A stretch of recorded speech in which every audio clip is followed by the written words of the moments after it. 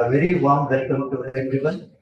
On behalf of the University of Agriculture Science Bangalore and the Center of Excellence for Watershed Management under the reward program, I am delighted to anchor today's webinar on the topic use of AI and data science in watershed management. So we are honored to have esteemed dignitaries, faculty members, researchers, development practitioners, and participants from across the country and abroad joining us today.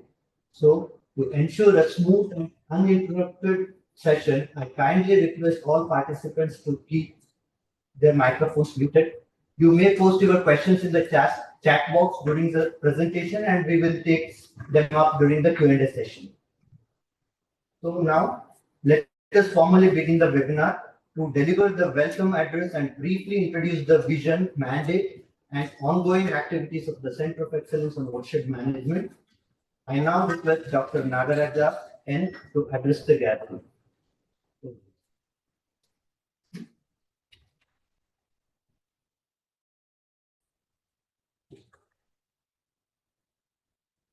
Distinguished speaker of the day, Dr. Ravi Shankar,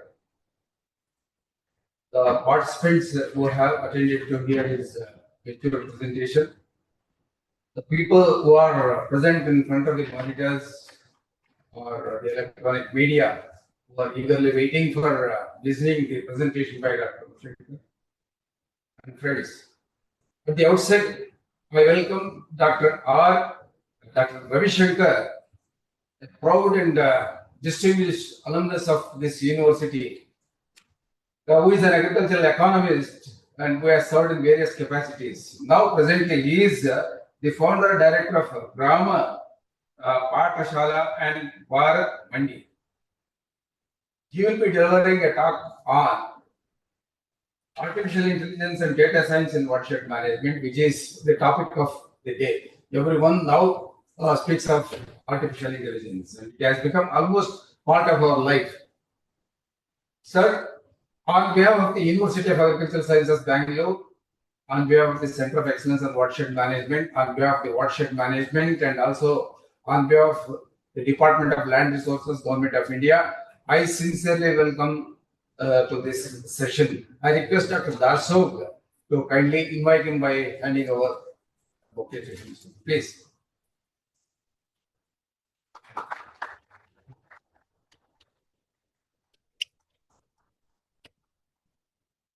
Thank you, Dr. Darsog.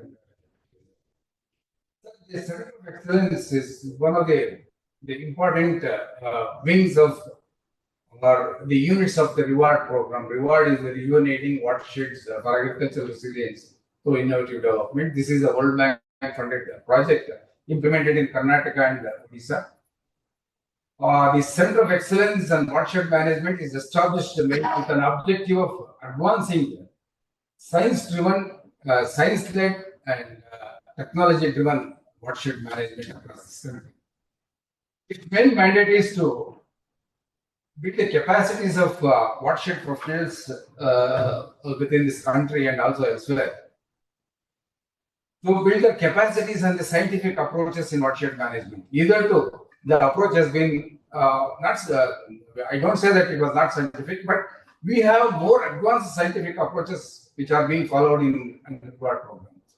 To upscale this throughout this country, this center has been established with the main function of conducting training and capacity building activities of all those professionals who are engaged in watershed development in science-based watershed planning, implementation, and monitoring.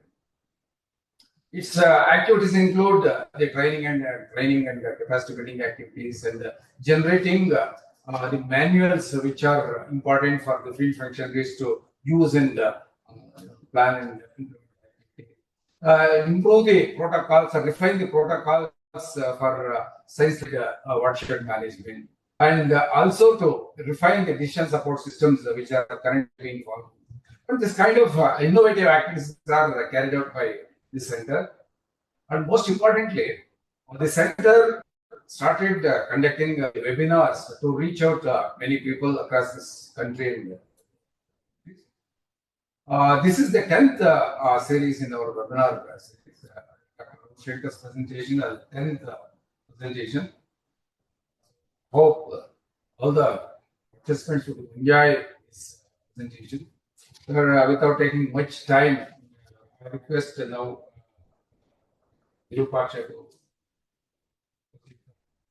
Thank you. Again, I welcome everyone, participant and the university officers, vice chancellor, the Center of Excellence, special officer. Everyone, I welcome and I hope this presentation will be good. Thank you. Thank you, Dr. Nagaraj. I invite Dr. G.S. Daso to introduce our distinguished speaker for today's webinar.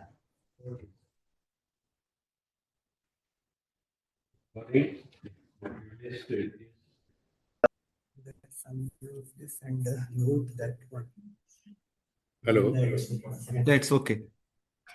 Shall I go on? Yeah, please.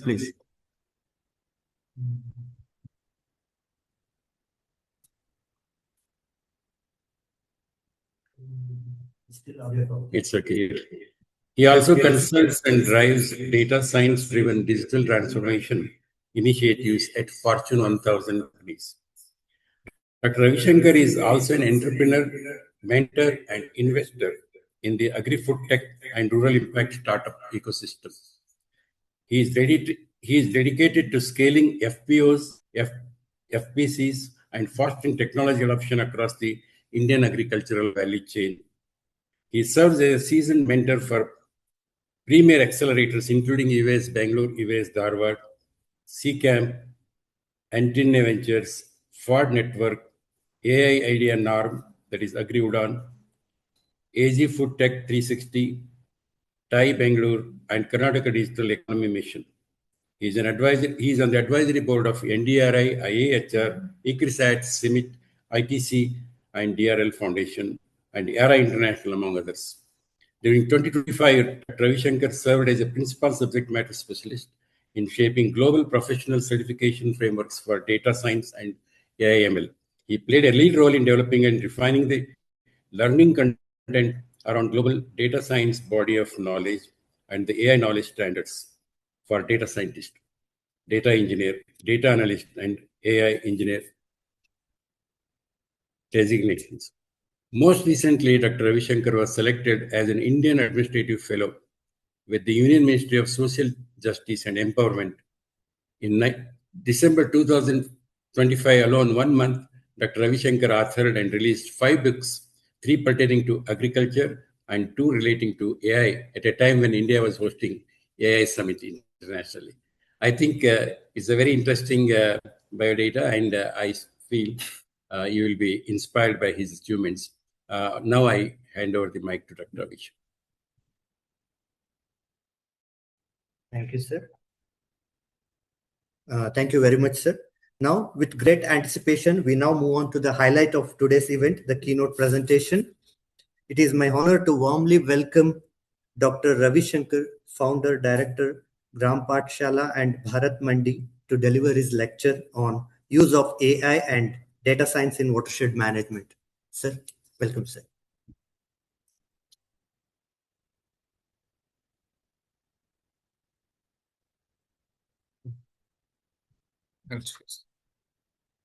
I do it. Just guide me.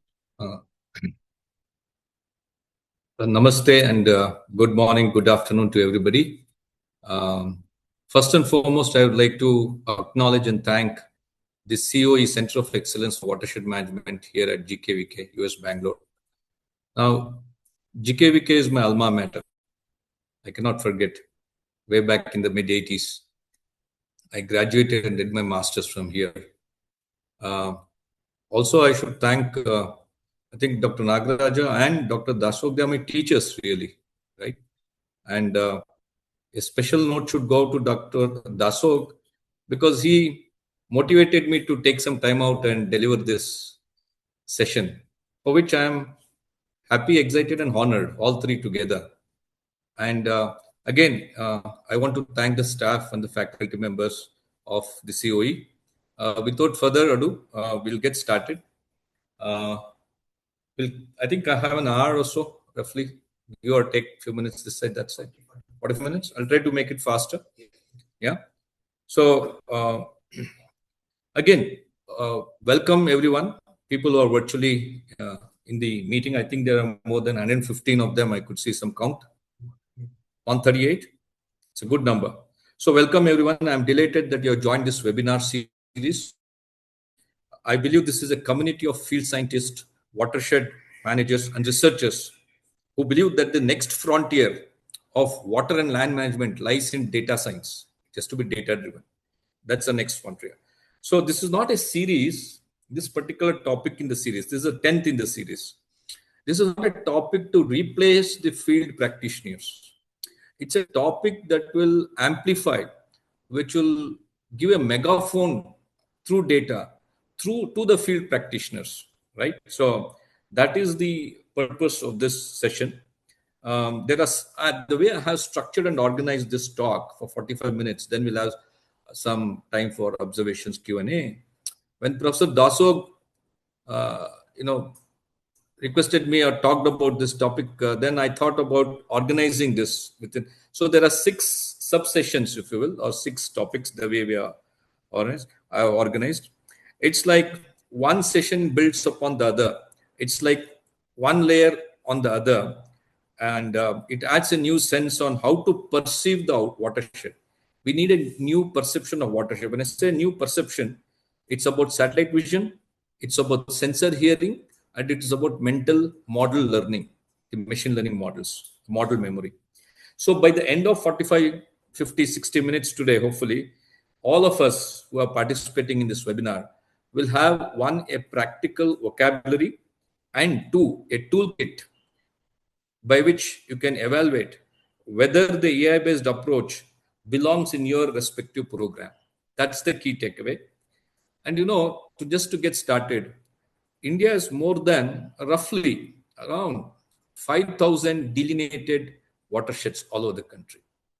But that's the good news. But not so good news to get started is only a fraction of that 5,000 watersheds, delineated watersheds, are being actively monitored. If you ask me, not even will not have numbers of tens also. We have 5,000 delineated watersheds. How many of them are being actively real time? I want to underline that actively and real time, right? Being monitored. Only a handful, only a fraction. And therein lies the opportunity. That is the gap that we're going to close today. That gap we're going to close today's session, right? I just, for each slide, I have an analogy that I want to share, an example that I want to share. For this particular starter slide, the analogy is a watershed without a sensor network. A watershed without a sensor network is like a patient with no vital signs monitor. So the doctor only can guess, right? But the idea is that we want to give every watershed in the country a health dashboard of its own. That's the analogy. Yeah. I just want to get started by asking a question. Each one of you, all the participants, 130 odd participants, please type into the chat. My question is, which Indian state, or more importantly, which river basin does your primarily work focus upon? Just type into the chat, right? With that, we get started. Again, welcome. That's a little bit about me. We have spoken about it. Dr. Dasog has done a fantastic job. I'll skip that. All right. And we get to the brass tacks, we dive in. So like I was mentioning, today we are organizing the talk into 6 modules, if you will, right? The first module, actually, before we get into what the modules are, think of the 6 sessions today, that sub-sessions actually, like a journey from what is watershed, which all of us know, to all the way to how do I build a decision support system, and so that we can train our team members on it and they can start using the decision support system from next Monday onwards. That is the way the session has been structured, right? We start with the conceptual foundation, right? The science of watershed, little bit. The scale of challenge. This is the key challenge is how do you scale, right? Not one lighthouse watershed in Karnataka is not enough for the size of India's countries. We need hundreds and thousands of such watersheds, right? So therefore, the scale challenge is what I want to frame. And AI is the solution to answer the scale challenge. How do you scale up? One watershed here, one watershed there. That we have been talking about that from last 30 years, 20 years, right? So we'll get there and understand why traditional approaches, they worked well 20 years back, 30 years, but they're not sufficient any longer, right? We'll see how we can supplement traditional approaches with AI so that we can put things on steroids, literally. So the second layer is that of the most important, what I call is the data layer. Today, data is the most strategic asset of any organization. The same logic, the same principle applies to watershed bodies also. Yeah. Today we have got satellite platforms, affordable, accessible, most of them free. It's a different issue that we don't use. We don't access those. Even before ISRO opened up, the European Satellite Agency data was free, continues to be free. ISRO, NRSC, they're all doing a great job. Most of the data that is out there is free, accessible for everybody in the country and outside the country as well. Then we have a vast IoT network, sensor network, which I'll speak, and the GS pipelines, entire data pipelines. Data is foundational capability. It is a foundational layer. We are going to build 4 stories or we are going to construct 6 floors. But if your foundation is weak, the building will collapse. You cannot build floors on the top of a weak foundation. So data is that foundational capability. Data by itself is not sufficient. We need high quality and data with great integrity. 70 to 80% of any AI project goes towards data pre-processing, goes towards data cleansing, goes towards data formatting. In today's day and age, in 2026, algorithms are there, again free for everybody. You have to just pull the algorithm from Python library. That's the easy part.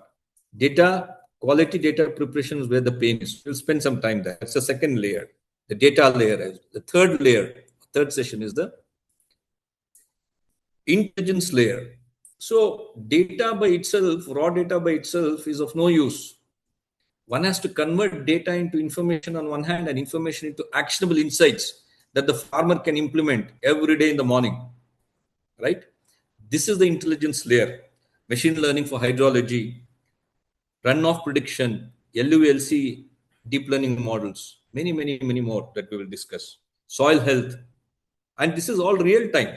It cannot be that after post-season, no. As good as post-mortem.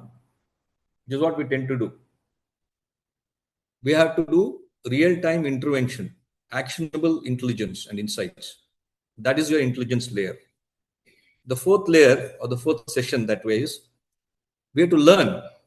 It's not that in India we don't have good examples. We have. I'll be giving a lot of examples from our own country as well as international examples. We don't have to reinvent the wheel, so to speak. The wheel is already constructed. We have to just harvest the learnings, right? And we'll speak about some real Indian case studies like PM-KSY 2.0 has almost come to an end. Now PM-KSY 3.0 is on the anvil from next year. Right? So that's a flagship Government of India program for watershed management. We cannot not talk about ICRISAT. It has one watershed. It is the poster child of all research that is possible, all the best data and AI technologies, sensor technologies, all fused together. Just 520 hectares, but they're doing everything that is possible. If they can do it, why not other numerous watersheds, right? We'll also talk about Karnataka State Disaster Management Agency. We have examples right in our state. I'm also from this state. I'm proud to be born in Karnataka, but I'm a global citizen. We'll understand in this section what works and why it works. Very important. Learning. We say machine learning, deep learning, but humans have stopped learning. That's the tragedy. Anyway, next session, or the fifth layer, has to do with DSS, Decision Support System, and farmer engagement. Decision support system by itself is of no use if you don't have a farmer app with recommendations going on a WhatsApp in vernacular languages, not in English PDF. That is not actionable. Decision support system has to feed the farmer app on WhatsApp in local language every day. From sowing to agronomic advisory to everything, right? Irrigation, fertigation, everything. Proactively, not reactively. That's what AI brings to the table. Ability to be proactive, ability to intervene real time, right? Farmer facing tools, very critical. I call it the last mile. There's a gap. And participatory GIS, right? Very important. How do we close the last mile? Farmers are stakeholders, main stakeholders in this. Without their involvement, everything will come to a naught, right? So think about this particular slide, the analogy. The sixth is the policy part. Yes, science. How do we link science with policy? Very important. We are still struggling. We're getting better, but we're still struggling as a nation because of our system. The Britishers left us 75 years back, 77 years back, but they are left behind a system that is yet to be reformed. So how do we bridge the gap between science and policy? How do we build capacity? The COE, this particular COE from where I'm talking today, is a wonderful example of capacity building for various watershed practitioners. But that's just a tiny drop. But who makes the decision? Really? It is the district collector sitting somewhere in an air-conditioned room. He's there for 2 years, 3 years. That's it. What's her priority? How do you take all the policy research, transmit it through that system? We don't have any other choice. We have to work through that system. There's no other way. We talk about PPP, public-private partnership, but it's mostly on paper. And I also, in the end, the last part of the 25th slide, it's the last slide, we're on the second slide, is about I have drawn a future roadmap for next 5 years for our country. What can we do? How can we make watershed data-driven? How can we make it inclusive? How can we reach scale? So there's a roadmap. Yeah. So think about this as a watershed intelligence stack. This 6 stacks or 6 layers, right? Session by session, it's like constructing a building, floor by floor. But we start with the foundation first, right? I don't want to say what is watershed, all of us know. But I want to compare it to the funnel. It's like a funnel. It's a nature's funnel. You drop water on the hillside. It will take the lowest possible route to the outlet. It's a natural funnel. That's it. Very simply, I'll not take too much time, right? If you manage the funnel, you manage water. Let's look at some numbers. Interesting. More than 5,000 delineated watersheds in the country. So before AI, before satellite, which will spend a lot of time, this unit of analysis is very important. And many times we tend to ignore. The unit of analysis is a watershed. Is watershed a administrative, is it based on topography or is it based on administrative, the district, taluka? And I'll ask a question, right? Again, you can put it in the chat, right? Please put it in the chat. I request you. I want this to be interactive. A quick virtual poll, if you will. In your experience working in watershed, all of you have some connection with watersheds, right? In your particular state that from which you're operating, is it aligned to watershed boundaries or is it aligned to administrative boundaries? That's the question that we need to ask here. So we say that so far we have treated 142 million hectares have been treated. Okay, we can take a pat on our back.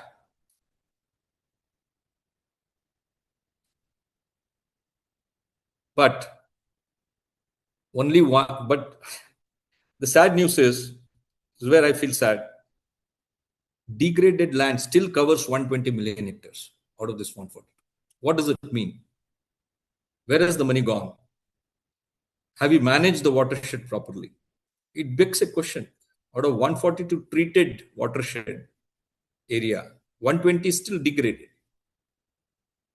That is where AI can, that's the gap that I want to address through data science. Very practical, grounded, pragmatic. We should understand that watershed is defined by topography, essentially, not by administrative boundaries. This is critical and misunderstood mostly. What does this gap, 142, 120 is still degraded? This gap is what we need to address. That means the gap is craving for better targeting of interventions. And better targeting of interventions can be done only today's day and age through data and AI. I do not know of any other approach. I'll be very happy if someone can share or educate. There's no other way in 2026. We all know the 4 pillars of watershed: soil, vegetation, water, biomass, and livelihood. Whereas out of these 4 pillars of watershed, soil, land, and biomass, this can be addressed through AI. Whereas livelihoods, you need participatory approach. You know what AI can solve, what machine learning can solve, what it cannot solve. So 3 out of 4 pillars it can solve. Therefore, the gap can be shrunk significantly. Smartly, cheaper, faster, better. All 3 ways. Yeah. All right. So let's move on. I don't take too much time. 4 components we spoke of. The first 3 components: soil, water, biomass through AI, livelihoods through participatory GIS approaches. This should be our number 1 priority for us. Of course, it is listed under the National Watershed Program 2021 and PMSKY 2015. Now we are in phase 2. Phase 2 is going to end this year. And next year, we're going to get to phase 3. So how do we target and reduce the gap is what it is. It boils into that. So it's a scale issue, if you ask me. One Sujala 3, which has been the poster boy for so long, we have done a fabulous job, no doubt. Out of hundreds of watershed, only 1 example or 2 examples, not acceptable for the size of our country, for the kind of resources. We'll come to who is accountable or not later, or what is the gap and how AI can bridge the gap. But this is the scale challenge. How do we scale? How can we make 500 Sujalas in next 3 years across the country? From Kashmir to Kanyakumari, from Mizoram to Gujarat. We need thousands, not even hundreds.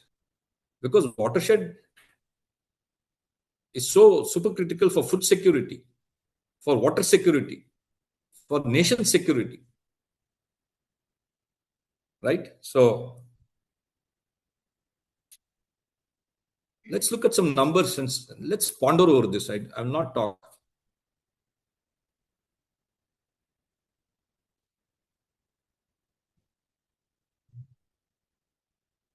So much of soil is lost due to erosion every year. It takes centuries for topsoil to be created. That's what I was taught in my undergrad 40 years back. Soil, we had numerous soil science, soil chemistry, soil science courses, 7, 8 of them. It takes centuries for topsoil to get formed by nature.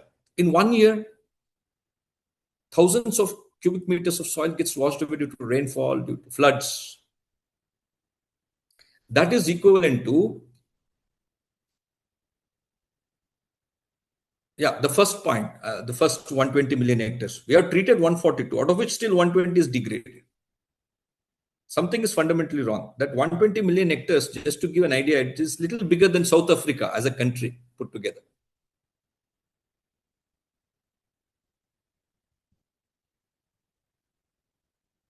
CGW, the Central Groundwater Board, in the recent 2023 survey, 263 million hectares blocks are stressed. Means the recharge is less than the amount of water we're sucking out. Now we are getting into summer. We are getting into a very dire situation. Karnataka itself is next to Rajasthan. Karnataka is the most drought-prone state in the country. In Karnataka itself, we need 25 more Sujalas.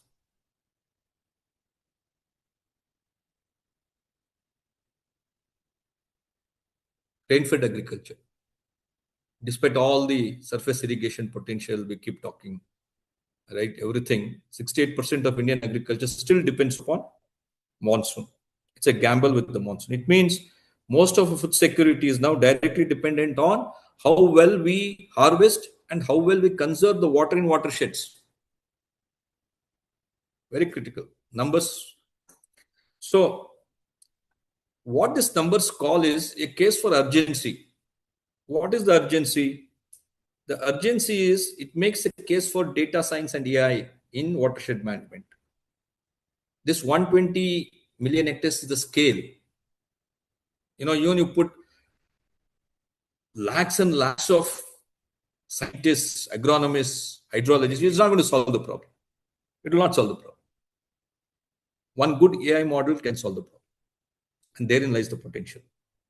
We cannot plan, monitor, evaluate manually like the way we have been doing. Impossible to monitor, impossible to plan, impossible to intervene 120 million hectares. Manually, we need machine speed intelligence. In a fraction of a second, insights have to come like this. And I'll show you how to do it also. And this is not just theory.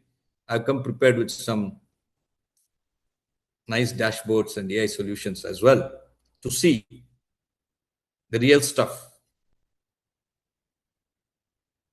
See, our crisis, I want to give is as an analogy, as an example, is like a leaking water tank. Let's say there's a water tank on the top. It's leaking. How much of water you are pouring from the top, which is all the budgetary mandates that we get, budgets from the central government, state governments. The state governments have no money. Money is with the central government, mostly. And throughout my talk, I'm going to be very candid because I don't work for any organization. I'm on my own. I can speak my mind. I can speak the truth without fear or favor. But the tank is leaking from the bottom, which is the degradation, 120 million hectares degradation. How much of water you're pouring from the top, from the tank, through budgets, it is leaking from the bottom. AI can spot the leak and plug the leak. That is the knowledge. One question again, you can, I'll be giving an analogy and asking a question. Now the discussion is this. Out of this 4, which do you think in your watershed, in your past experience, in your state, is most surprising? Which number is most surprising? And which do you encounter the most out of this 4? Is it treating degraded land? Is it soil loss? Is it groundwater stress? Is it rain-fed agriculture? Or 4 of them. Pick and choose one and put it in the chat box, please. Yeah. So thank you. Move on. I'm not saying for a moment that traditional approach is of no use. For the last 3 decades, we have built watershed management science based on traditional approach. It's there. I'm not going to read it out. As compared to AI and data science approach. I'm not saying it is wrong. It is just that traditional methods, they have hit a ceiling. They have reached the capacity. If you want to breach the ceiling and take it to the next level, AI is the only solution. And look at those 5-6 dimensions I given: runoff, LULC, update. The key thing is the update frequency. Right? Important. So earlier, now I think LULC mapping takes 6 to 12 months for one district. And the cost could be few lakhs. It takes 6 to 12 months, almost a year, even if you are very efficient. Whereas Google Earth Engine, which I'm going to show you shortly, will do it in 12 hours overnight for the entire state, 32 districts. And more importantly, the update frequency keeps updating every 2 weeks. It's free. Google Earth Engine GEE is free. So what does it mean? It means that you can get real-time dashboards. You can get dashboards as you're sitting here. What is the runoff? What is the predicted yield? How much of ET? Everything sitting here on your mobile, on your desktop, right? So therefore, like I told you, this shift, the two boxes, post-season analysis, you can move to in-season intervention, from proactive to reactive. And therein lies the solution of plugging that gap that I was speaking about, right? Also, we should recognize which one works. I'm not saying this is a magic bullet. Both. I think you should use a hybrid approach. Use tradition with AI and ML and deep learning. Traditional approach is still very strong in the sub-micro watershed level. At the sub-micro watershed level, it's still useful. But at the river basin level, at the regional level, it fails and fails spectacularly.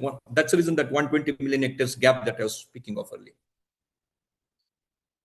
So at the end of the day, a good practice would be a hybrid practice where you validate physical models. We have physical models like SWOT, SCSCN, right, for runoff, all from US, all these models. That's fine. We have to combine that with machine learning, deep learning to connect so that we can avoid biases and extend the coverage from few hundred square kilometers to thousands and thousands of square kilometers, right? So again, one analogy for this slide is, think about the traditional approach to watershed management like a hand-drawn map, a map which is written by hand, right? Whereas AI is like your GPS, your Google map on your phone. It covers the whole terrain, it is continuous, and it recalibrates every time new data arrives. And data is arriving every second in a watershed, every minute, every hour, every day, 365 days a year. It is as dynamic as it can be, a watershed. Hydrology, topology, soil, water, vegetation, everything put together, right? So the question for you, for all of us from this slide is, which of those aspects, there are 6 aspects. As agriculturists, most of the time, we may be relating to runoff and LULC mostly out of the 6, right? Relatively speaking, which is the biggest gap in your watershed organization practice is something that you have to pick and choose out of the 6 aspects. Yeah, that will be useful for us. Some food for thought.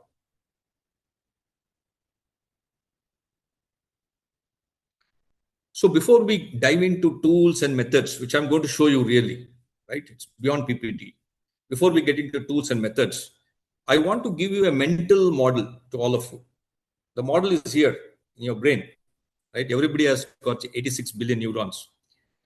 Question is, how do you fit all the AI components together? It's like a piece of puzzle. You have to get all the components and put it together.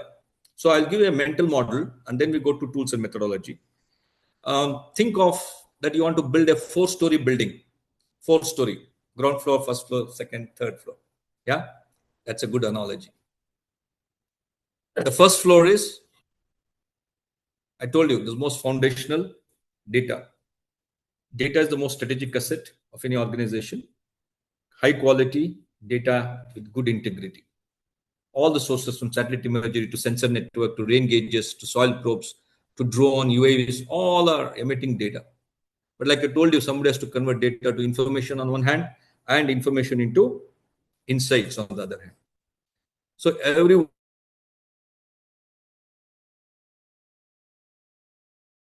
watershed should have data scientists capable. Therein lies the problem.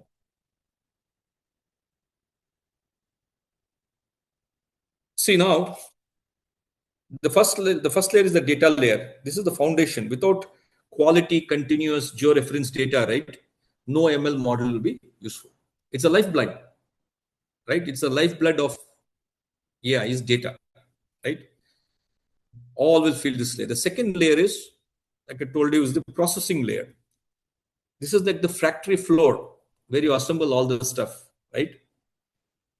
Now, raw satellite data, I told you, raw data by itself is of no use. It's like money in the bank.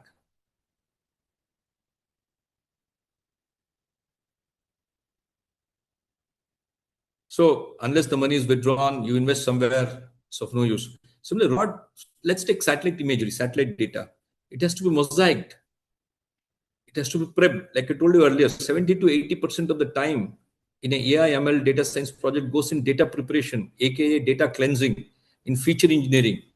And satellite data comes with its own challenges. IoT sensor data comes with its own challenges. It's not trivial. The skill sets needed to make the data ready before you expose it to an algorithm is not trivial skill set, right?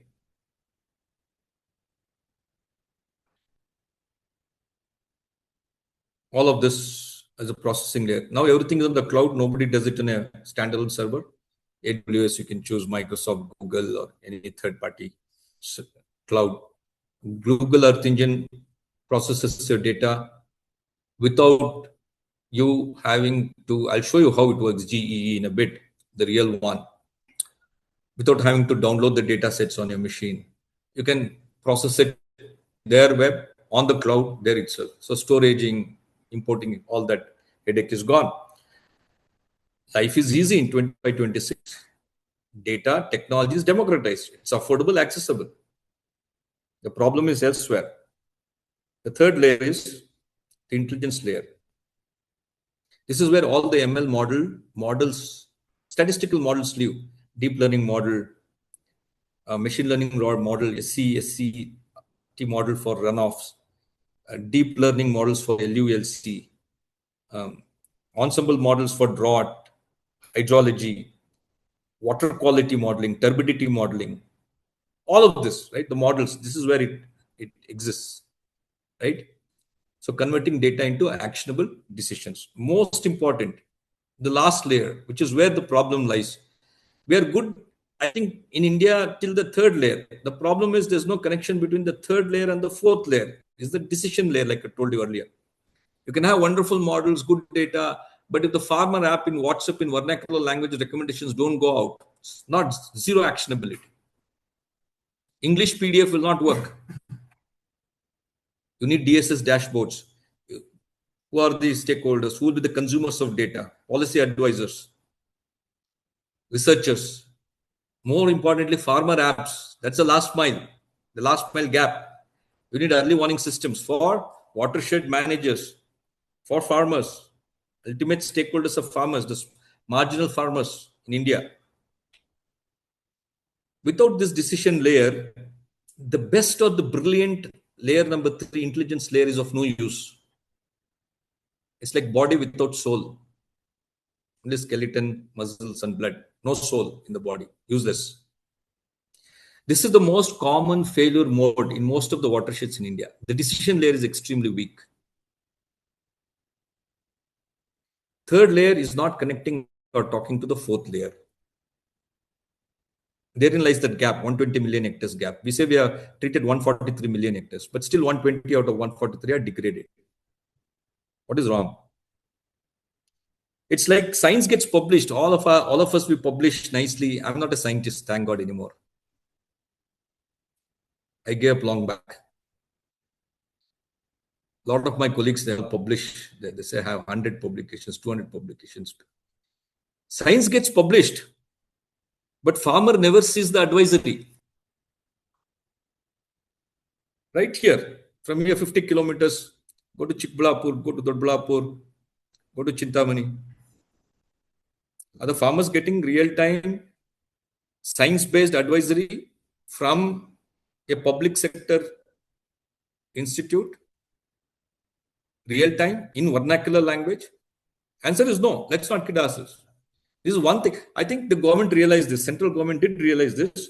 The Honorable Finance Minister, I had to point out what is right. I cannot be critiquing all the time. There are some good things also happening. Bharat Vistar. Just 2 days before, we had a conference in Goa before the budget. It's exactly what I had propounded. In that, we had the Indian Society of Extension Education conference in Goa this time. I presented a keynote. I'm not saying that I could read the finance minister's mind, but 2 days later, she proposed Bharat Vista. This is what I had proposed in the as a keynote at the ISCE conference in Goa, February this month. So think about this as an analogy, is like a newspaper, right? All of us, I don't know whether this new generation reads paper anymore, but the older generation, we are used to physical newspapers, the morning Deccan Herald, the Hindu, Indian Express. Think about it as a physical newspaper, right? The data layer represents the reporters. First layer is equivalent to reporters who are gathering facts, going to the field and collecting facts. Processing layer, second layer is like editors. There are editors for every paper. There's an editor. You'll have chief editor also. Yeah. The intelligence layer is the writers, people who contribute to the paper, who make sense of it, what is being written. The decision layer is the printed paper in the reader's hand, in my hand. In the morning, 6 o'clock, somebody, some good soul comes and delivers in my doorstep. That is the decision layer. The newspaper in the reader's hand, right? So, question for all of us, which layer in your organization out of these 4 layers is the strongest and is the weakest? With this, let's move on. So, but this, remember this slide. We are anchoring this slide will be common across all subsequent slides. This is the anchor slide. So everything that we discuss will revolve around this AI intelligence stack. I have to rush up quickly. One technology that has changed, it's a game changer in the last 2 decades, is satellite imagery. It's the eye in the sky that never sleeps. Extremely precise. Today we have got resolution 1 by 1 meter, not 25, 30 meters gone. That is so old. 1 by 1 meter, this much resolution. What else do you need? It's free. Free data. What are we doing with it? And I've given you different purposes. Cost is falling rapidly, even for paid sources. You have free data and also paid data. Choosing a remote sensing platform, you can choose any one of those. I would go with Google Earth. It's my favorite. But the choice of the satellite platform depends upon, it's like choosing a camera lens. A professional photographer chooses a camera lens. It could be wide-eyed, wide angle. So you can go for Modis, which is number 3, right-hand side. If you want the standard zoom, you can go for Sentinel-2. Sentinel-2, now we have Sentinel-3. Sentinel data is free data. What's the resolution for Sentinel-2? It's come down to 10 meters now. Yeah. And then you can have the third choice is macro lens, which is like a drone. Now drone, you fly a drone over 1 acre, it's just 300 rupees. Okay, you can have metaspectral, hyperspectral camera, LiDAR, maybe 500 rupees. Affordable. What is 500 rupees? It's nothing, right? So question is, which of these platforms your organization currently using? That's the question, yeah, that we need to ask ourselves. Now I'll show you one. I'm sure everybody has heard Bhuvan. I'll show you Bhuvan live. We should know what it is.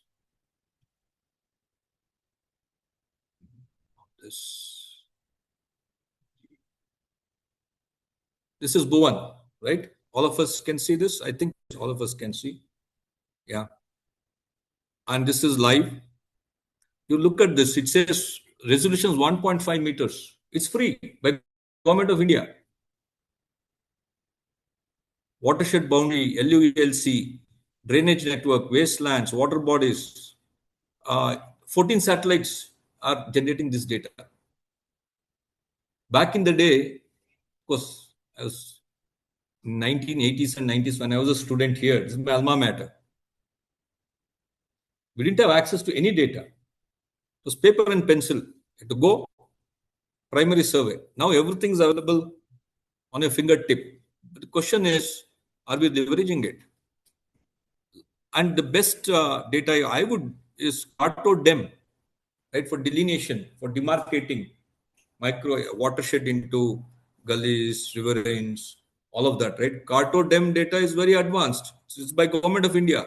1 meter resolution, free.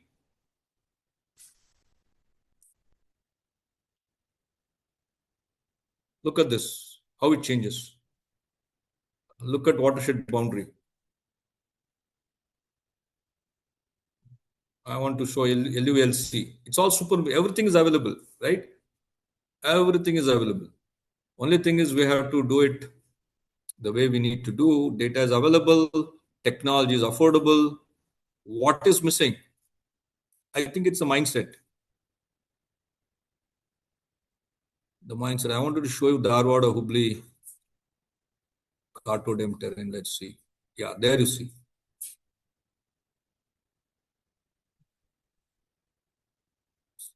Somewhere further is where from Professor Daso comes. I know that much. Bordering North Karnataka. So, I mean, everything is available. Just few years back, getting 20, 30 meter resolution imagery was thought is impossible. And the good thing is everything is free. This is by Government of India, Bhuvan, ISRO, by ISRO. So data hub, there's a data hub. Look at the data hub. I told you CoE-WM, you have ResourceSat 2A, CartoSat 2A. If you have multiple data sources, not one data sources, you can choose the data sources, as you can see. And you have, for disaster management, you can use the data to address issues, governance.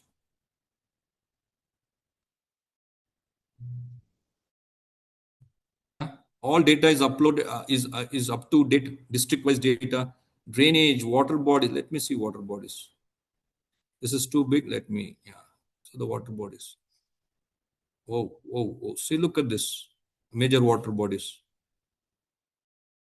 Right? All right. So everything is available on the fingertip. So if you're not using Bhuvan, then I think all of us, at the risk of being very caustic and candid, we are wasting our time. Every watershed practitioner, every watershed manager, every researcher, every agronomist, every hydrologist, every soil scientist. If you're not using Bhuvan, you're doing a big disservice to the nation and to yourself and to the organization that you belong. Now, moving back to my slide. Where is my slide? It's here. Okay. There's a lag. That's good. Okay. Now, moving on to the IoT. We have been to satellite imagery. IoT sensor networks are like nervous system. What nervous system is to the body, IoT sensor network is to watersheds, right? It is the single most transformative technology in the last 2 decades. And there are so many tools available in the toolkit. I've listed 5, 6 of them, right? From soil moistures to rain gauges to meteorology, everything can be monitored real time through IoT sensors. And good thing is about sensors and actuators, they become dead cheap. Few years back, they were in dollars. Now they're in cents, 300 rupees, 200 rupees.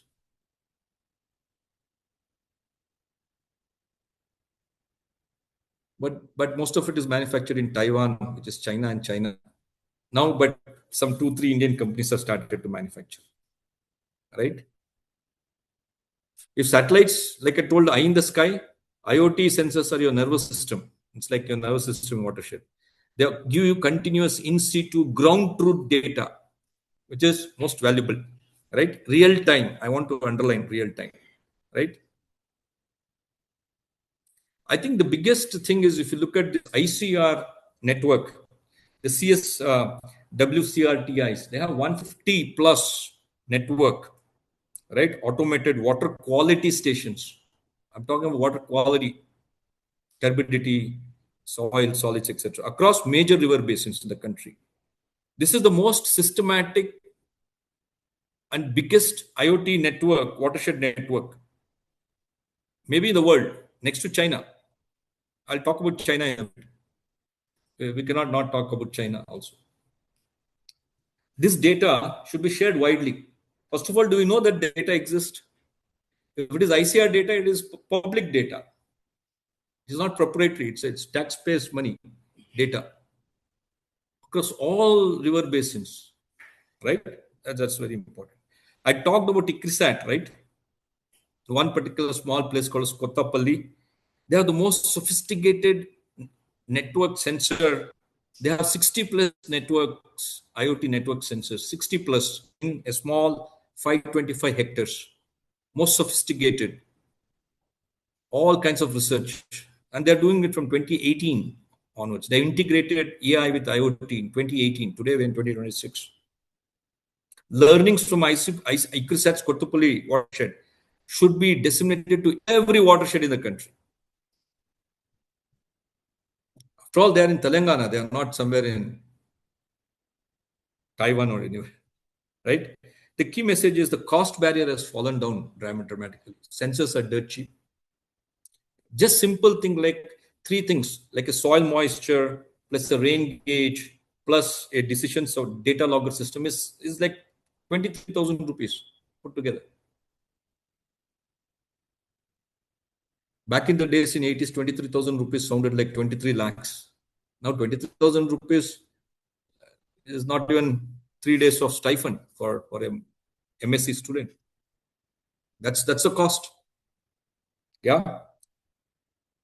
All right. So to draw an analogy, IoT sensor, like I told you, is a patient in the ICU, with continuous vital signs being monitored. You know what? You can catch the crisis before it occurs.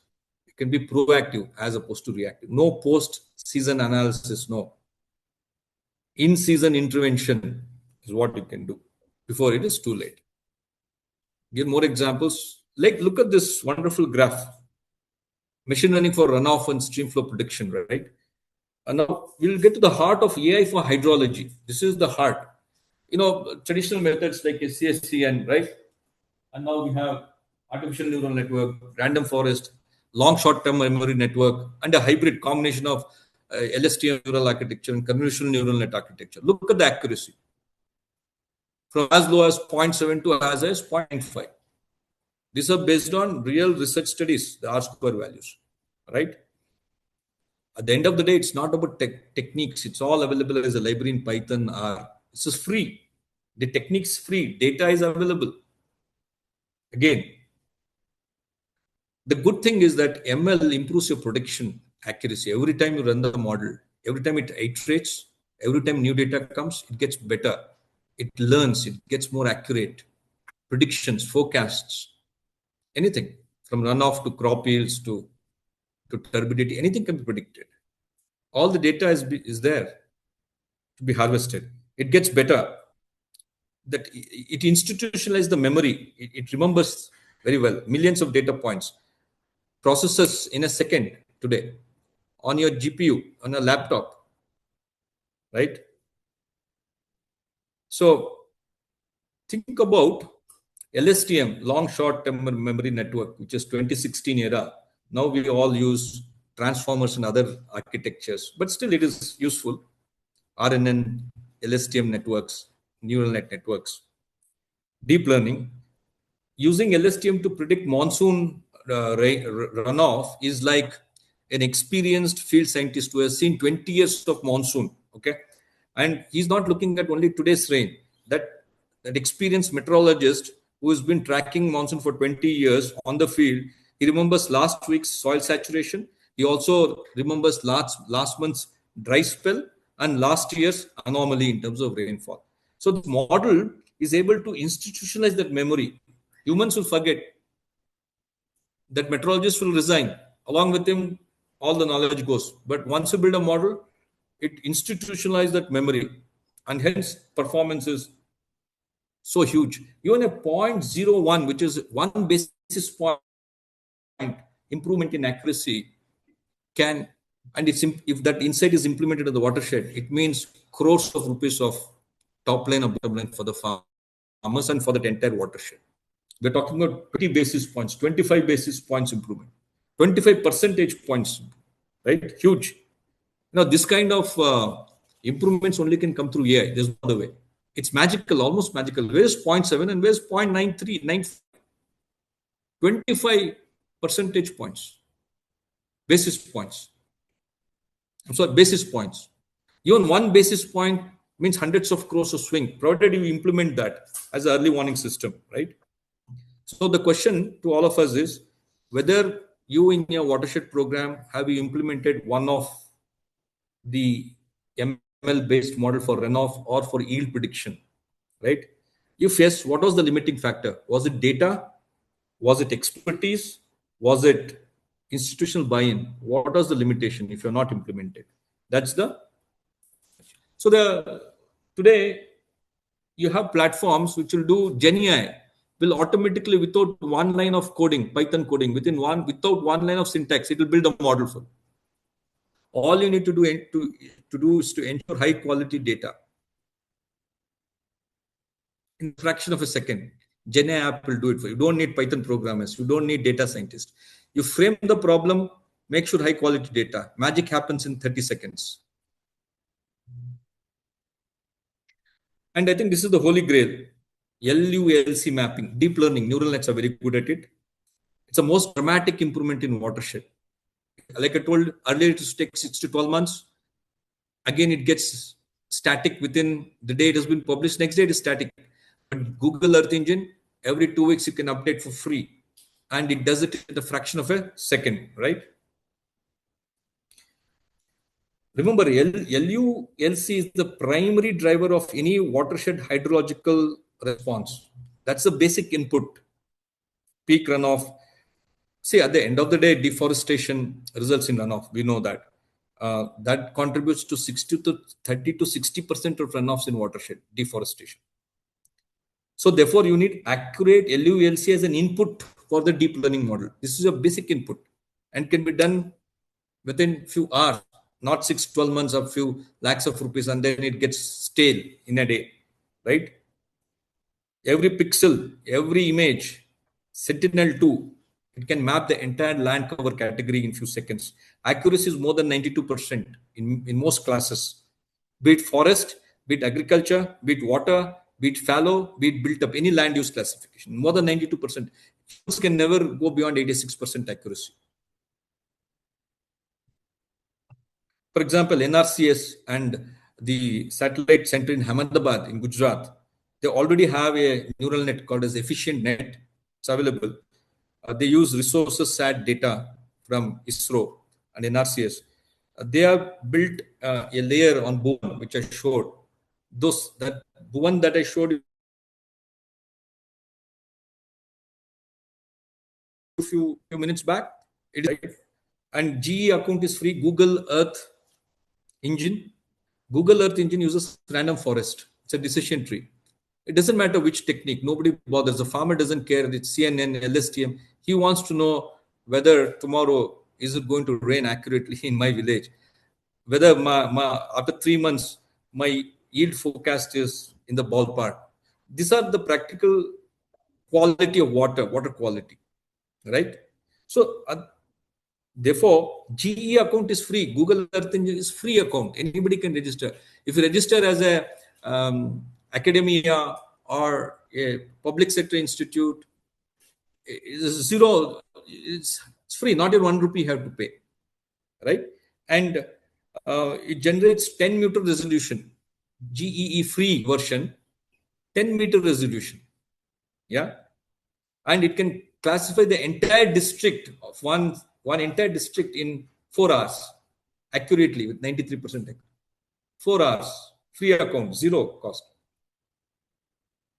Yeah, so at the end of the day, we also need to do temporal. Besides spatial, you need to do temporal RNN, CNN classifications.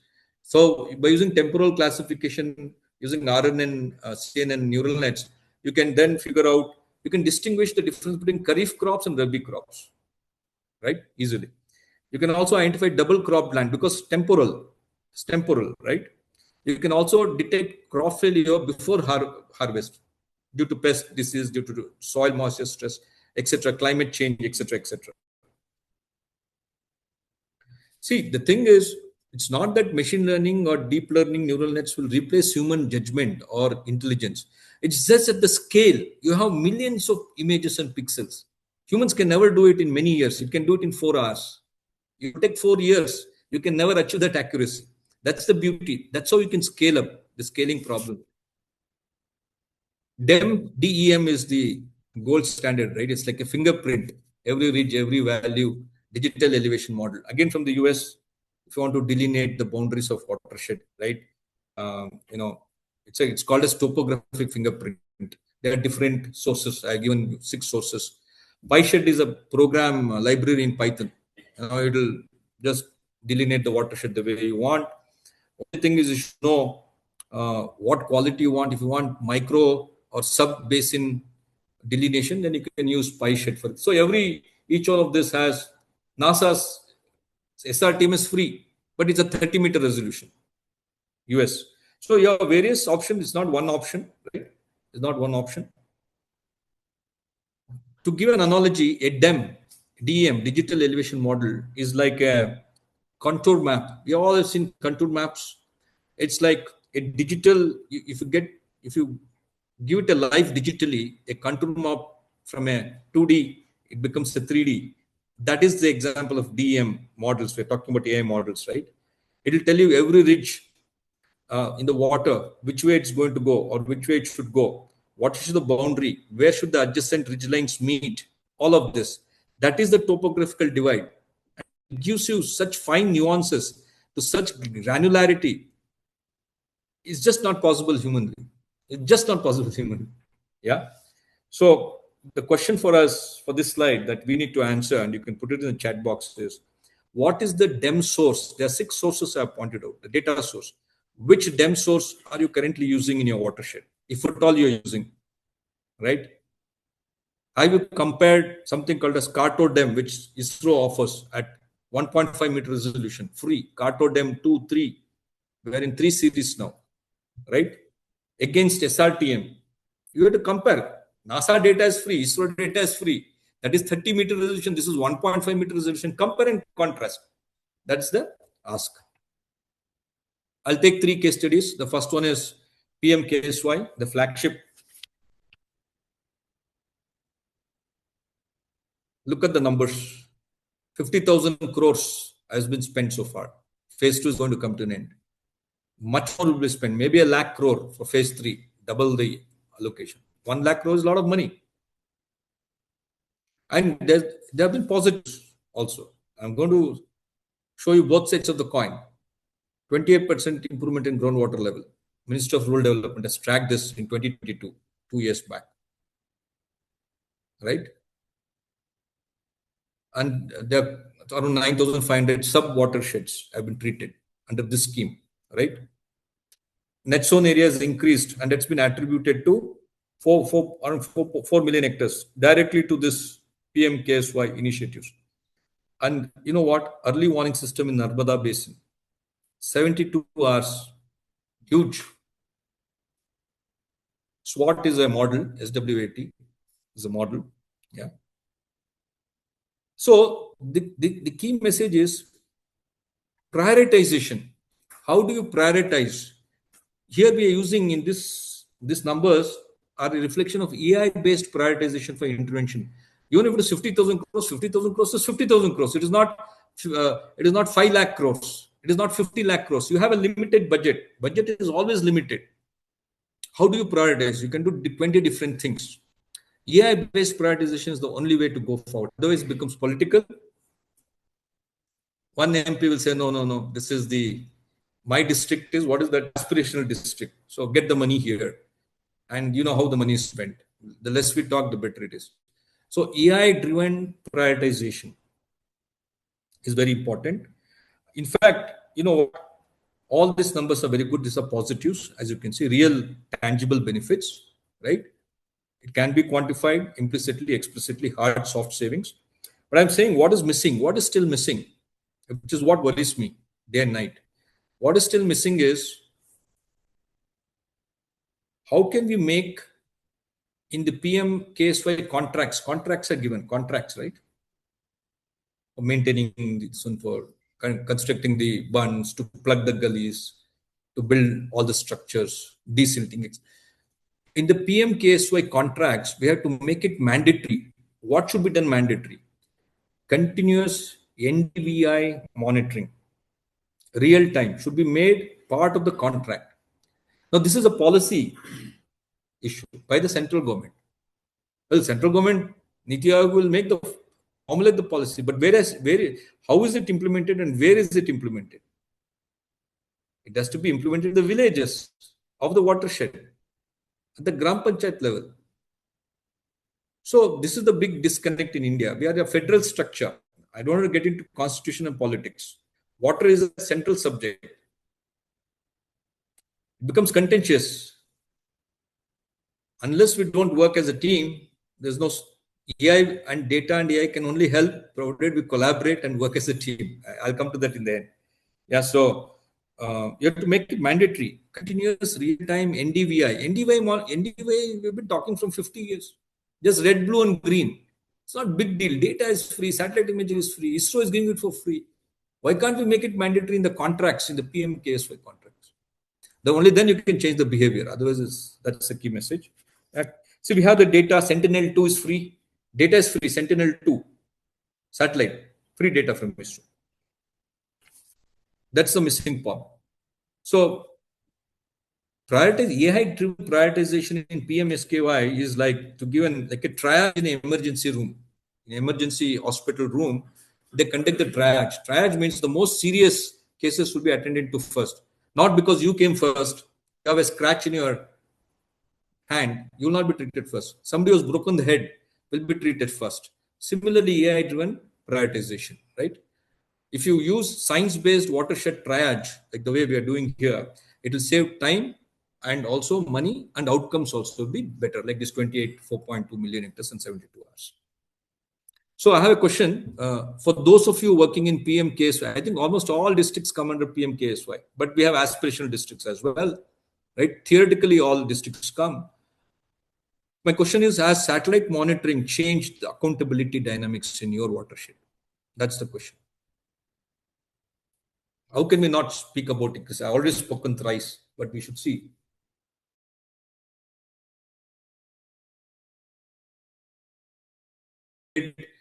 Research watershed in the country.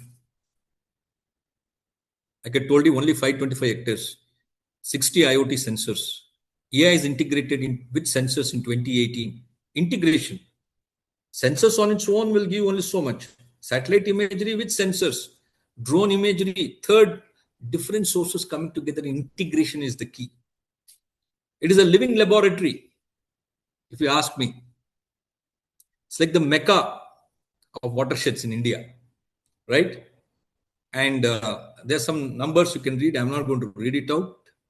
Look at 92% accuracy pre-harvest, before you harvest. And ICRISAT, unlike, it's a World Bank Institute. We all know that. They will not fudge numbers, right? Yeah, also treatment design. What should be the treatment design? How do we optimize AI-driven treatment design optimization? It has improved the design time reduced the design time by 80%. Time is money. More check dams per rupee of program flights, amplifying the investment.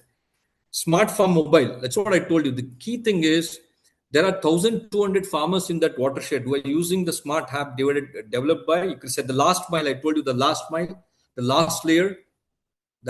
It's working there. Hence, it's a living laboratory, right? Look at the numbers. This is where the rubber meets the road. 3,000 rupees to 8,000 rupees. It's a headline per hectare, average income of a farmer. More than double, 2.5 times. Now, I wish that we do this for all the watersheds in the country, and we cannot wait. Sooner the better. This was 2022. It was peer-reviewed study. It's not by ICRISAT again. It was reviewed by others, peer-reviewed, right? This shows full integration is possible. This shows what is possible, what is not possible. Right here, Telangana is not too far away, right? And we have to do it at scale. 500 watersheds in the next 3 years, like ICRISAT's Kottapalli ICRISAT. That's a model.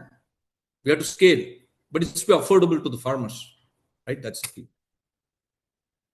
I want to ask, out of this AI treatment design, yield prediction, climate adaptation, impact measurement, for all of you, which of these 4 elements do you think is most applicable in your geography? You all come from, I see that people from North, I think we have participants from all the country, which is good, and which is hardest to replicate. The third is our own Karnataka natural disaster management.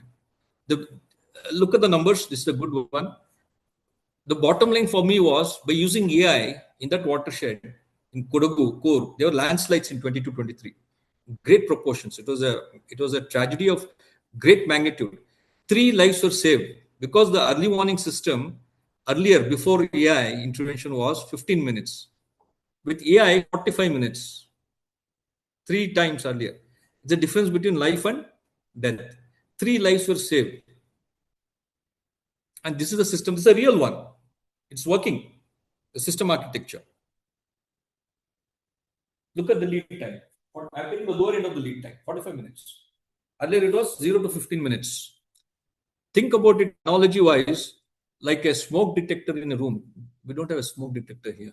What if this catches fire? Anyway, smoke detector, nobody bothers in normal times. When there's fire, it's the difference between life and death. It's a simple device, smoke detector. It's there everywhere, right? It's not here. Anyway, so they use XGBoost, random forest, everything in this model. Right here in our Karnataka, look at the numbers. Of course, nobody bothers if 300 people die in India. It stopped becoming a headline. But let me tell you, every life is valuable, right? 94% accuracy. They have tested the model against real-time validation, not ML validation, test and control, no, real-time validation, 92% accuracy. Alerts are given in Kannada language via WhatsApp, not as an English PDF. Hence, it is actionable. Hence, 3 lives were saved. In September 2022, in Madikeri. It is documented, it is verifiable, it is a powerful narrative. So, remember, flash floods and droughts, both are big menaces in watershed. Both. One extreme, flash floods, other extreme is drought. Both are persistent in watersheds.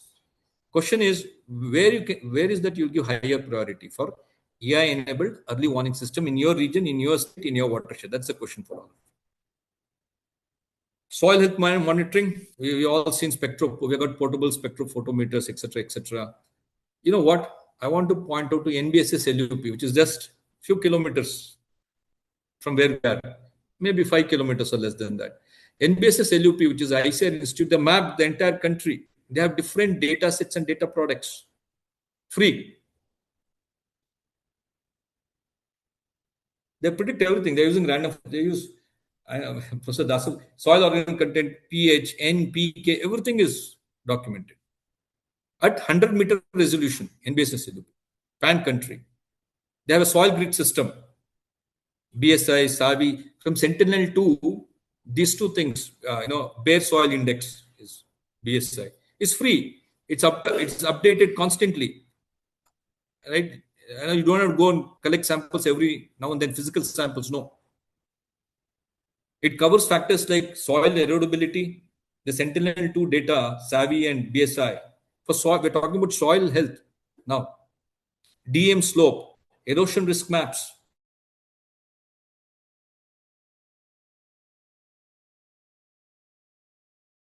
And this is that subfield 3 acre. You can see that, say 10 guntas or 2 biga jameen, as we say in Hindi, right? So these are all AI. The 6 are AI soil health layers. AI soil health layers. They are so important in prioritizing various interventions in watershed. Again, like whether you want to do gully plugging, you want to do bunding, is it organic content fortification or amendments that you want to do within a sub-watershed level. So it's like, if you combine spectroscopy with machine learning, which is what some of these frameworks are doing, it's like MRI scanning. MRI scanning is what bare eyes cannot see, what doctors and patients cannot see, X-ray, MRI scan will show you. So this is the power, right? My question is, out of 138, 140 participants today, to all of you, my question to you is, how many of us are working with this ICR, NBSS, LUP, digital soil mapping products? There are many products, not one, data products. I mean, I, for one, I have not even visited the website. Forget about figuring out what are the different data products they have. How many of us are? I think so. I think out of 138, a significant portion of us will be from some. We are connected to ICR in some format or the other, some form or the some shape, right? So, moving on. I talked about water quality in the morning, turbidity prediction. Look at this machine learning versus observe physical. The spike. Look at the spike. Machine learning using long short-term memory neural net, right?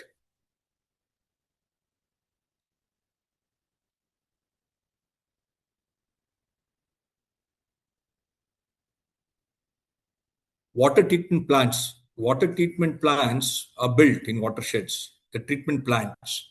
Now, they should get some forewarning ahead of the rainfall that this is going to be the quantum of turbidity. It's whether it's 400 to 500 NTU. That's the unit of measurement for turbidity. To predicting spikes becomes very important. Only neural nets can do it, the way you can see in the graph as opposed to physical. It is able to give 24 to 48 hours in advance warning before such turbidity in the runoff happens, so that the water treatment plants can plan, right, and be ready. Similarly, Sentinel-2 also, you have data on water quality from Sentinel-2, from the satellite. That's how this LSTM is, neural net is built on the satellite image, Sentinel-2, right? And Central Pollution Control Board, CPBC, and NRSC, National Remote Sensing. These two have got together, and they have, using other data sources, they are monitoring water quality for 60 river basins. Sorry, 60. I'm sorry, not for river basins. They have 60 monitoring stations for water quality throughout the country. They're integrating satellite imagery with in situ sensors there. Okay, so predicting turbidity is very critical. Water quality before it happens, and the question is, who owns that data in your state or in your watershed? Is it CPBC or is it NRDC or some state agency? Every state has a pollution control board as well. So for drought forecasting and early warning system, I've given a 5 stage, very critical, right? It's a slow moving disaster. Drought will happen over many months. It's not like flood. Flood will happen just like that. Drought happens over a long period of time. You need adaptive action much before in time. So this 5 stage, week 1, week 2, I have told 2, week 5. It's a 5 stage model that they've given. And at the end of the day, the drought index based on soil moisture condition, etc. ML is very good at predicting the onset of a drought many months in advance, so that policymakers, state government, central government, all can get their act together. IMD also has an extended forecast range, 2-week range, as we call. It is fed into the SWOT model, and you can get inflow of water into reservoirs 14 days in advance, 2 weeks in advance, so that the interstate disputes can be resolved 14 days in advance, right? NASA has something called as GRACE FO. PMFBY, the Pradhan Mantri Fasal Bima Yojana, which is the flagship insurance, agri-insurance program, they use this kind of techniques to figure out, spatial precision and also district level anomalies at the sub-watershed level, so that payouts, the insurance claim payouts are more fair, right? Yeah, it's very important for properly functioning, well-vegetated watersheds. They have to maintain a longer base. That prediction happens only through machine learning. Just moving ahead quickly, you have to not wait till you're thirsty, right? That's the message here. We're getting to the last part, the participatory GIS. I told you this is the weak link. How do you bridge science and farmers, right? There are various ways you can do it. Cobot Toolbox is a free mobile app to collect data, right? It is interoperable. You can then feed to GIS apps, to ML apps, ODK apps. Today, you can train anybody in the village to start using these apps to collect data. It is a participatory. GE, I told you, it allows field staff to look at NDVI in real time. Chatbots for farmers. Already some private players we have Bharat GPT by Government of India and Kisan GPT by the central government. It's all getting done as we speak. Village level service using drone. There's an organization called as WOTR. They're using for the program. They've trained 2,000 plus farmers for monitoring gauges, simple IoT sensors uploading in the cloud. All of this is very important. The key thing is, when you combine participatory ground truth with satellite imagery, IoT sensor, and AI ML, it becomes very powerful, right? You get the farmers to start feeling that they're part of the program, therefore adoption improves, and that's the key thing, right? Moving on quickly, we talked about the decision support system. This is where you convert data into actionable insights, right? Very critical, right? DSS. And the CoE, one of the 5 mandates of the CA is DSS, also decision support system. The architecture is very important. In India, we have 2 of them. One is by Ministry of Rural Development. It's called as Watershed. That's the operating system. The other is called as WatchMap. WatchMap is from NRCSC. There are 2 primary platforms we have, but they're not integrated with ML, unfortunately. So you can do a lot of dashboarding. What if? These are the 2 key platforms that I was talking about. I'll just quickly show you what I mean. Okay, not this Watershed. That is a different one. This is a different one. So what I did today morning, though it is taking time from the morning, I wanted to integrate these 2 operational platforms by 2 different ministries. So I sat in the morning, I did all the coding. It is taking time to initialize the geospatial engine. These are 2 different watershed operating platforms by 2 ministries. They don't talk to each other. I tried to make it talk. It is still in the process of talking. It's work in progress. As you can see, it says initializing geo. But the key thing is that these 2 platforms are very powerful. These are only 2 watershed operational platforms we have by 2 ministries, central government ministries. But machine learning is not integrated into this platform, is what I was trying to say. Then, see, the thing is, out of these 6 elements, these are the 6 elements. It starts with data, ends with user interface, UI, UX. My question to all the participants is, which is the weakest link in your DSS framework? There's a saying that the chain is only as strong as the weakest link. You cannot have any weak link. But the question is, there'll be a weak link, is what you have to figure out. Yeah. And then moving on, a little bit about our intelligence. ISRO and NRCSR they are the brain of our watershed management program, right? So you have different given 6 initiatives. My question is, if you're not using wasteland atlas, if you're not using the water body atlas, I think we are really missing something big. The Bhuvan watershed atlas, it's free, it's web-based. There are 5 hierarchies. The government of India has 5 levels of watershed hierarchy. Wasteland atlas from 1985. Fossil gives you crop production at the watershed level. 4 to 8 weeks in advance, right? Then IMSD is from 1990s. The GIS Blaze for LUP water body. 14 lakh water bodies in the countries have been mapped, geo-mapped in the water body atlas. That's the key thing. The problem is this. All this is there, but we are not using. We are underutilizing it. It's all these data sources, all this information is highly underutilized. Most of us are unaware. Watershed practitioners are not even aware of all these data sources, right? And that these products exist, right? The key thing is we have to get this national level infrastructure. These are all national level data infrastructure. You have to link it to program level usage at the micro watershed level. That's when the capacity building actually happens. How do you get this national level data infrastructure and link it at the micro watershed, sub watershed level so that usage and adoption improves? That is the capacity building challenge for all of us, right? To give an analogy, it's like a vast public library. This is like our GKVK library of the year, very big, but we don't have the library card. You don't have a card to enter into the library. That is the analogy I want to give. My question is, how many of us, all the participants, how many of us in the last week have accessed Bhuvan for watershed data in the last 1 year? How many of us have used Wasteland Atlas, without which you cannot even think about any watershed intervention? We should not. The baseline comes from Wasteland Atlas.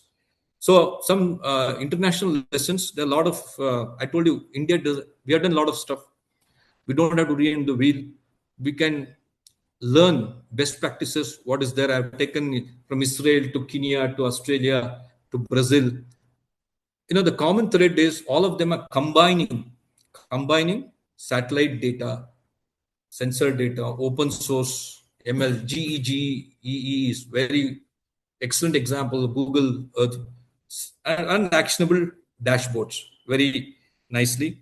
The question is that we don't have to play catch up for 20 years, but we can leapfrog if you just understand. For example, in Kenya, community participation and open source, they use GE very effectively. Brazil, they're using the SAR model for the deforestation with 88% accuracy. Australia, they're able to figure out salinity and nutrient load, which is turbidity, 30 days in advance. They treat every ml of water like a bank account. Water account is like a bank account. And Israel, we all know, right? There's hardly any rainfall there. So Rajasthan, Karnataka can take a leaf. Look, 95% tree survey before afforestation, before greenery programs. They're able to use AI to optimize contour bunch, right, in 200 millimeter. I just wanted to show you what I was talking is quickly. I'll show you something practical. This is the GEE. Google. You just create a free account on Google Earth Engine. For public sector, it's free, 0 rupees you have to pay. So look, I just click on this. Everything is available. I can do a run analysis. It's live. You have map, charts, statistics. It's live. I want water bodies. I run analysis. I ask for map. It's using Sentinel-2 data. Look at this. I can look at charts. I can look at statistics. I can look at SC and runoff models, water runoff models. Again, it is free. Everything is available. DEM models, we talk about DEM, about delineation. Everything is free. Don't have to write one line of code. It is plug and play, drag and drop. Gone are the days where you have to code. Things have become very easy. From a practical perspective, I wanted to show you one other thing. Let's say you are the district magistrate of one district. You can pick and choose a district. I have chosen Dharwad as a district using Streamlit. Streamlit is a Python library. You can select the districts, whichever study area. I've selected Dharwad, Malaprabha, Watershed, which model, SWOT model, the year, start year, end year. I can give interval time. Look at the reports it gives. This is what a district magistrate should. It's a live dashboard. It's running, as you can see. It's a live dashboard. 17th March, 8 in the morning, I did it before coming here. You get all this urgent. What is, I should know by looking at the dashboard. Last week, what was my rainfall anomaly? Next week, what is the runoff predicted? Because it's going to rain in April. And then, therefore, what is the turbidity? I get all, what will be my yield forecast for the next 3 months? Pre-monsoon, all of this, right? And post-monsoon. Look at all the data. What is happening here? Look at the data. Basin output flow, sediment yield, groundwater recharge from a watershed. And it's a live dashboard. It's a dynamic dashboard. I just did it in a fraction of a second for free. Look at this is how it should look like, right? It should not be a PDF. Who's the decision maker? It's a district magistrate, whether you like it or not. Every watershed should work very closely, and they should feed this live dashboard on a mobile to the district manager so that he or she can direct and guide his army of officials in the district to take actions. Right? This is reality. And the question is, out of all of this, going back to this one, which countries, there are 4 countries have taken. What do you think? Which country's approach is more transferable to your project, to your watershed, is something that you need to take home. Of course, it's not easy. There are some pitfalls. There are some barriers to adoption. First is data fragmentation. In India, we have more than 13 agencies actually. But there's no common data standard or API. This is the biggest problem. Standards are different. They don't talk. They're in silos. Ground truth data means we need field survey, sensor data. Capacity gaps, which is capacity building. Every watershed in the country needs to have data scientists, data engineers, GenAI data scientists. The mistake we do is we look at AI from a tech perspective, from an engineering perspective. No, it is to be thinking it's part of agronomy. We have to change our mindset. It's part of soil science. If you think AI is some technology which is out there separately, it's a mindset issue. Connectivity and infrastructure. We don't get 4G, 5G, low connectivity, but there are solutions for low connectivity as well. The app that I showed, the Codo Flow app, even when there's no internet, you can collect data and store on a feature phone. Then whenever you get connectivity, it will update. So there are solutions for low, poor connectivity areas as well. We talked about policy science disconnect. You can do all the best science, publish papers, and we get a warm, fuzzy feeling, but it never, farmers' life doesn't change. That disconnect has to be solved at the state level. Fortunately or unfortunately, agriculture is a state subject. Just to be done at the Gram Panchayat level. Nobody cares for the farmers. This is the reality. Attribution challenge is the last challenge. Let's say you have to build a wonderful model and a farmer app, last mile, everything you have done. But tomorrow somebody will come and say, it is because of rainfall that, the yield improved in the watershed. How do you attribute it to machine learning or data sciences? All so you should have a baseline, pre-intervention, post. AI demands baselining before you build a solution, after you build a solution, right? So out of these 6 barriers, the question for all of us is, which is the hardest to break in your institution, right? That is the biggest question that we can ask. What is it? Is it data? Is it capacity? Is it policy? Is it connectivity? Is it attribution, right? Now, this is the penultimate. I'll take 30 seconds more. See, there are 6 principles I have outlined. Technology keeps changing, but these 6 principles is not to be changed. You cannot compromise the 6 principles. When you're talking AI in watershed management, evidence over into it, self-explanatory, baseline, I spoke about it, continuous monitoring, not post-season analysis. Uncertainty quantification. ML/DL is very good in quantifying uncertainty. Today, we're in the era of climate change. It's full of uncertainty. Peer review methods, like ICRISAT does. Open data principles. Publicly funded watershed data should be open, interoperable, machine-ready, and it should be widely available. Right? These are some guardrails that I have told. Right? Technology keeps changing, but please do not compromise on this. The 6 principles are like Hippocratic oath for a doctor, just like that, right? So for watershed AI scientists, this is your Hippocratic oath. Yeah. So there's a saying that science without rigor is expensive storytelling. So this gets you that rigor. The last, but one slide, capacity building, which is very critical for the CoE as well. I have added on the 3 tiers: tier 1, tier 2, tier 3, right? For watershed practitioners, it's very important to have these 3 tiers. Very, very critical, right? The goal is not to turn field scientists into data scientists.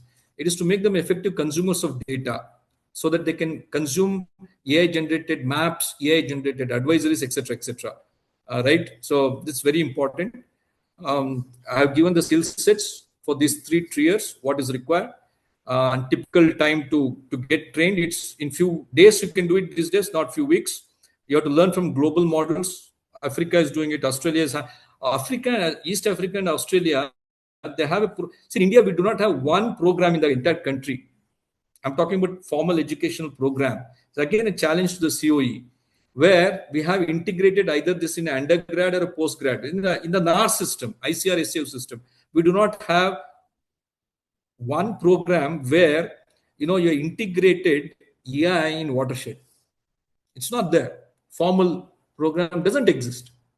Australia has one, East Africa has one. We can learn from them. The idea is that if you have this kind of skill sets in your watershed or skills structure, then you don't have to depend on external expertise. So you can have a distributed competency within the watershed. Currently, no institution is offering this. I am proposing that ICR CSWCRTI, Central Soil Water Conservation, Dehradun, I think, plus NRSC under ISRO, plus one university, good university, maybe UAS Bangalore. I don't know whether it's good or not. It was once upon a time. they can form a consortia and build this program. It requires 3 different stakeholders because NRSC will come with all the data. ICR, CSW, CRTA will come with all the watershed domain expertise. And then the university in this case could be the CoE, which is representing the university, form a consortia, offer a formal training program for AI in watershed. It's high time we did it. We should have done it in 2020. We are 5 years behind schedule, right? My question, I'm ending with this is, how many of you among the participants are willing to, either you or your staff, for 2 weeks intensive AI in watershed science residential program? Ask this question: will you be able to depute? And what are the barriers? If you're not able to depute, what will be the barriers? With this, I come to the end, and then again I want to. There's a roadmap. This is the last one I really promised. So I told I've painted a 4-year roadmap. What needs to be done? It starts with standardizing data formats. I've given 25, almost end of 26, right? Data standardization, deployment of prioritization, making it mandatory in the PMKSY contracts, NVDA monitoring, national machine learning model library, CoE. I think some of this our CoE can take up. We need a library for machine learning, deep learning models across watersheds, and open, peer-reviewed, free to use. Finally, digital twin. We need to have digital twins. It's manufacturing already has taken a lead in digital twins.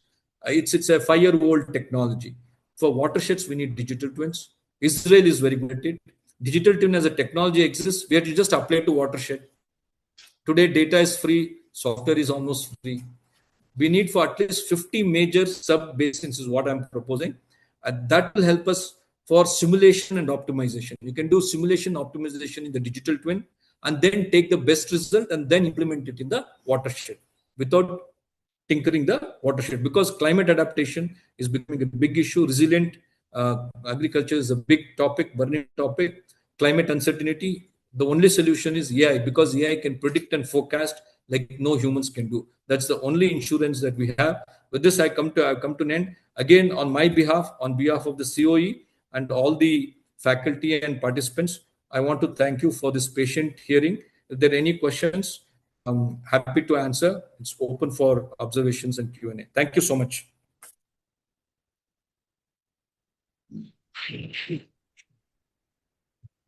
Thank you, Dr. Shankar, for the insightful and productive presentation. Now I request Dr. Lingaraj Hugi to moderate the Q&A session. So I request him to take at least 5 minutes to complete the session. Sir, thank you for your enlightenment on the topic. We have received 3 major questions, sir. First question is, watershed systems are complex and mostly non-linear. Which models have shown most promising results in capturing these relationships? The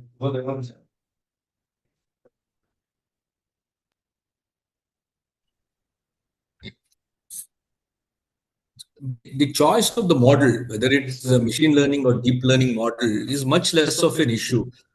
Under machine learning, you have supervised, unsupervised, reinforced. There are tens of algorithms. Algorithms is not the issue. Leave it to the data scientist. We all know that watershed is very complex. But the question is, what is the problem? Are you trying to predict runoff? Are you trying to forecast turbidity? Are you trying to forecast the crop yield? What is the problem that you're solving in a watershed? There are 20 problems you can solve, 30 problems you can solve. Depending on the problem, then the data, then the choice of technique. Choice of technique is always third in the hierarchy. The first in the sequence is the business problem you're solving. What is the business problem? Is it runoff prediction? Is it turbidity prediction? Is it crop forecast, yield forecast? What is that you are trying to solve? Or is it prioritization of interventions? What kind of, then comes data. What data? You're using satellite data, using sensor data, or using some other data source. Then comes the choice of technique in that order. ML technique, deep learning. There are tens of techniques. Today, if you see, random forest is very popular. Machine learning, supervised techniques are very popular. Neural nets, deep learning, LSTM, RNN. It depends on the data. If the data is sequential, use RNN and LSTM architecture. If the data is spatial, use CNN. Images, use CNN. So it really depends on the business problem and the data. Then comes choice of techniques. That sequence is very critical. I hope I've answered the question. So there's no ready-made answer. It depends on 1 and 2, which is the business problem you're trying to solve the data that you have, that will determine the one-to-one, one-to-many interactions between the two will determine the choice of the technique, which ML or deep learning technique. And I would say leave that to the data scientist. The data scientist is trained to choose the technique. It's like going to the neurosurgeon before your surgery and asking the neurosurgeon to choose a specific scalpel. You don't teach your neurosurgeon how to do surgery. Leave to the good data scientist. He's your neurosurgeon. Next question is, what are the approaches to handle data scarcity or poor quality field data in the hydrological modeling? So you're talking about two things, scarcity and quality. Scarcity has to do with quantity of data. See, today's day and age, data quantity is not an issue. Your satellite is there all the time. Some satellites are going frequencies 5 days, private satellites every day. In fact, one of my startups that I'm mentoring, they're getting data from satellite every hour. Data is not an issue. Quantity of data. Sensors are there. Field data is there. Satellite data is there. Data is there. Question is the quality of data. Of course, raw data needs to be pre-processed. Like I told, 70 to 80% of any data science AI ML project goes towards prepping the data, cleansing the data. Let's take satellite imagery data. You have to do a lot of what is called as mosaicing. So there are a lot of preparation steps. That's where 70 to 80% of a data scientist time goes. Hence, the data scientist is highly frustrated. Do not go and keep poking him and asking him questions. He will not like it. He will not respond to you. So allow him to do, her to do data prep for 70% of the time of the project time. Once you prepare the data, running it on the algorithm is very easy in today's day and age. It is few minutes, few hours. But data preparation will take few months. Data quality is very paramount, more than quantity. More than big data, you need to have the right data. What is right data depends again from context to context, business problem to business problem. It will vary. The next question is, sir, can AI models be integrated with the traditional process-based models like SWAT in hydrological models? Yes, of course they can be integrated. I gave some examples in the PPT. I'm sure the PPT, the deck that I've used, I will share it with the COE, and the COE will share it with all of you. There are one or two use cases that are presented in the 25 slider deck where some deep learning models are integrated into SWAT, Soil and Water Analytical Tool model, which is a US model. So you can integrate mathematical ML deep learning models into physical models. It is done. It has been done and will continue to be done. Question is, why should you integrate and what problem it will solve? But hybrid approach is, like I pointed out in one of the slides, hybrid approach is the best approach where you combine physical models with mathematical models. Thanks for clarification. Thank you. Thank you.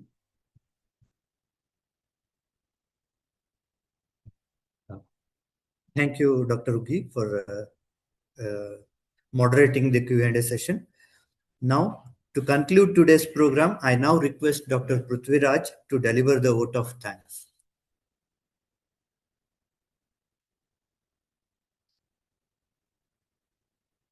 Respected dignitaries, esteemed scientists, faculty members, colleagues, and dear participants, it is my proud privilege to propose the vote of thanks for today's insightful webinar on use of AI and data science in watershed management. First and foremost, I extend my heartfelt gratitude to Dr. Ravi Shankar sir, founder and director of Paathashala Bharat Mandi, for delivering such an enlightening and thought-provoking lecture. Your expert insights and practical perspectives on the application of AI and data science in watershed management have truly enriched our understanding. Thank you, sir. We respectfully acknowledge our Honorable Vice Chancellor Dr. S.V. Suresha sir and WDD Commissioner Upendra Pratap Singh sir, whose constant support and encouragement continue to guide such academic initiatives. Although they could not be present today, we sincerely appreciate their effort. We are especially grateful to Dr. N.B. Prakash sir, Special Officer and Dean Agri, for his valuable encouragement, institutional support, and commitment that made this program successful. Thank you, sir. Our special appreciation goes to Dr. Nagaraj sir and Dr. Dasok sir, consultants of CoE-WM, for their continuous guidance and technical inputs. Thank you, sir. I would also like to acknowledge the dedicated efforts of all research associates, senior research fellows, office staff, and working faculty whose behind-the-scenes support ensured the smooth conduct of this webinar. We extend our sincere thanks to all the scientists and participants who joined us today. Your active participation and keen interest made this session truly meaningful. Finally, I thank everyone who directly or indirectly contributed to this successful organization of this webinar. Thank you.